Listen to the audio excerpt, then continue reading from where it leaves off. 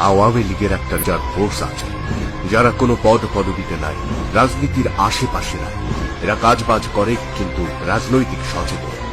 এরা ভয়াবহ মুজিববাদী, এরা ভয়াবহ শেখ হাসিনাবাদী। ঠেলাঠেলির জামানায় অংশ নিতে আসে না। এরা দুর্ধর্ষ শেখ হাসিনার সৈনিক, মুক্তিযুদ্ধের দ্রোহের আগুনে পোড় খাওয়া খেটে খাওয়া মানুষ। এরা আপনার পাশে, আপনার ডানে, আপনার বামে।